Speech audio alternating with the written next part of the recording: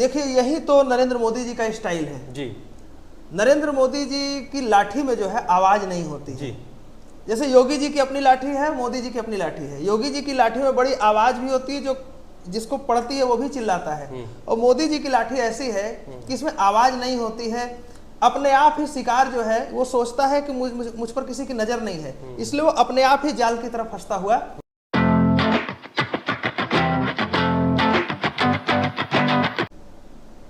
नमस्ते, लोक रंग में आप सबका स्वागत है। मेरा नाम है राजीव शुक्ला।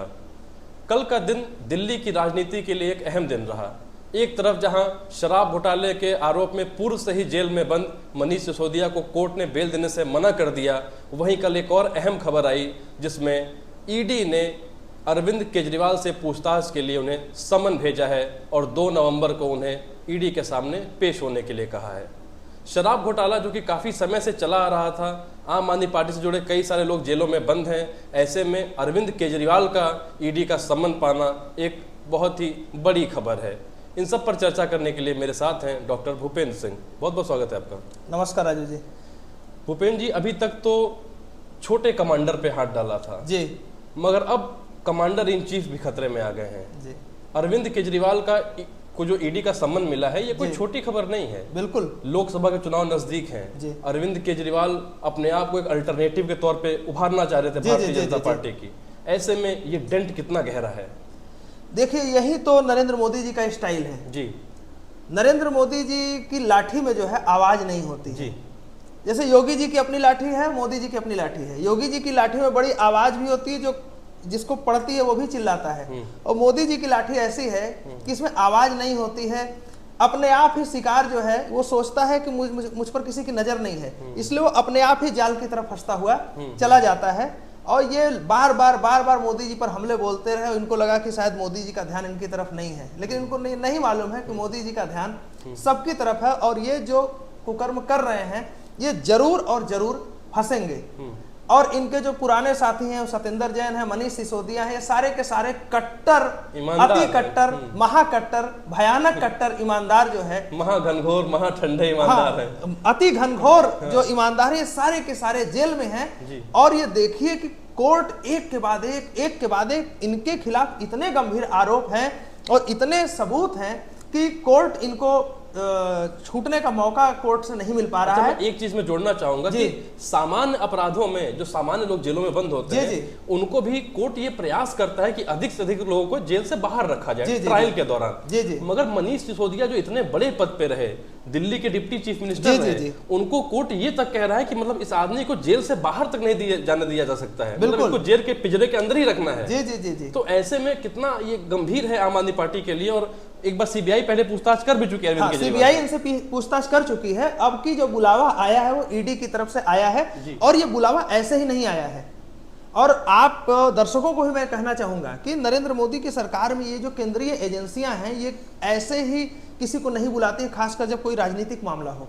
उसके पीछे 1 महीने, 2 महीने, 3 महीने, 4 महीने, 6 महीने, 1 साल, जितना टाइम लेना है वो टाइम लेकर के पूरा एक भूमिका बना लेती हैं, तब जाकर के उठाती हैं। संजय सिंह को जब उठाया गया उस दिन भी हम लोगों ने कार्यक्रम किया था और ये कहा था कि संजय सिंह अब के गए हैं तो ये नहीं निकलेंगे, लंबे जाएंगे। और देखिए 2 बार 3 बार लगातार ये कोर्ट में आ चुके हैं और कोर्ट इनको क्या कह रही है कि जहां से आए थे चलो तुरंत वहीं पर वापस पिंजरे में जाइए। तो पूरा मामला ये है। मैं कुछ इसको लिख पढ़ के भी आया हूं, डिटेल्स में लेकर आया हुआ हूं, वो दर्शकों को जानना जरूरी है।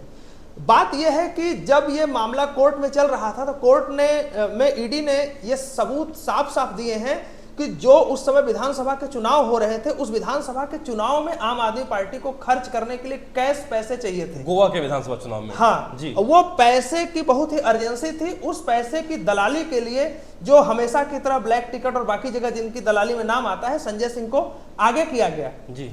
तो फिर ये हुआ कि भाई पैसा इतना कोई क्यों देगा हमें जी। हम किसी को 2 रुपए देंगे तब वो बदले में हमें 1 रुपए देगा। तो इन्होंने ये कहा कि जो शराब नीति है इसमें बदलाव करना चाहिए और शराब नीति में बदलाव करने के माध्यम से इन्होंने तेलंगाना में जो मुख्यमंत्री जी का परिवार है वो भी स्पिरिट बनाने के धंधे में है। हाँ जी, उनकी बेटी जी।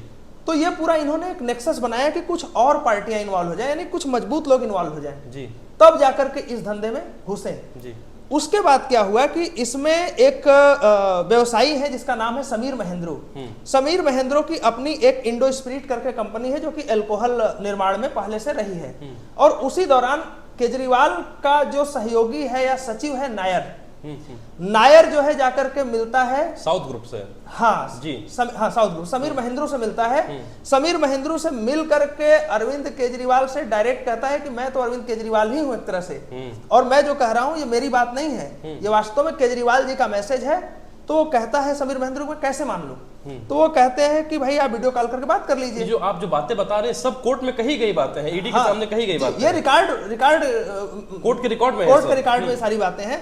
फिर उसके बाद वो वीडियो कॉन्फ्रेंसिंग से जब बात नहीं हो पाती है तो फेस टाइम ऐप के थ्रू केजरीवाल बात करते हैं और उनको बताते हैं कि भाई हम इस तरह से शराब की पॉलिसी में बदलाव करने जा रहे हैं, उसके बदले हमें कैश एक बड़ी बात और कहते हैं जी, वो कहते हैं कि जो महेंद्रू है मेरा आदमी है, आप इस पे भरोसा कर सकते हैं। नायर के लिए नायर के लिए हाँ, कि नायर हमारा आदमी हाँ, यानी कि केजरीवाल कहते हैं भाई अब इस पर मैं स्वयं बार बार इस पे बात नहीं करूंगा, आपको जो भी इस पे घोटाला करना है, पैसा लेना है, देना है, वो सब कुछ जो है वो नायर के थ्रू होगा।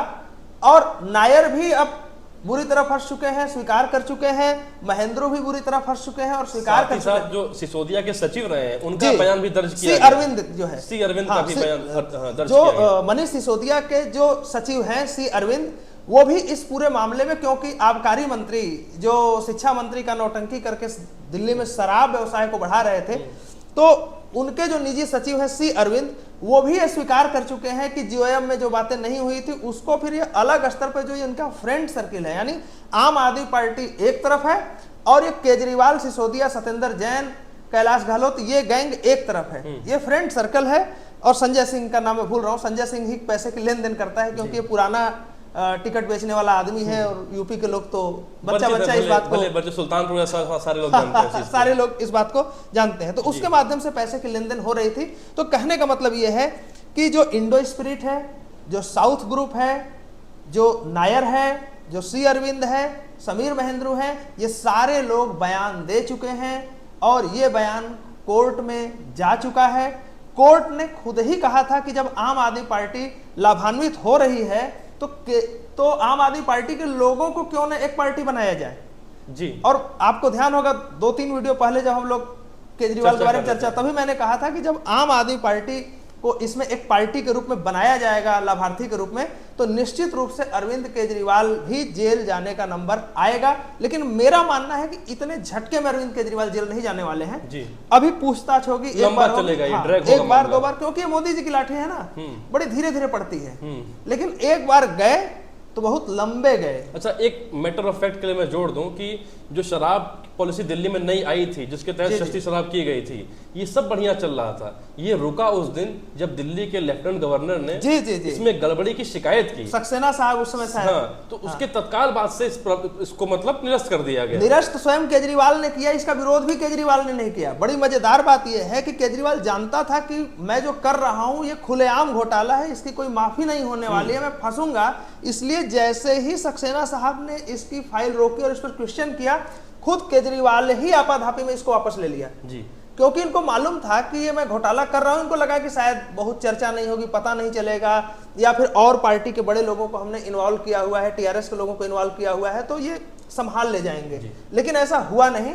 और मुझे लगता है कि 1 बार 2 बार 3 बार जो है ईडी इनको बुलाएगी, पूरी जब भूमिका बन जाएगी तो ये भी जाकर के सत्येंद्र जैन के साथ मालिश करवाएंगे जेल में।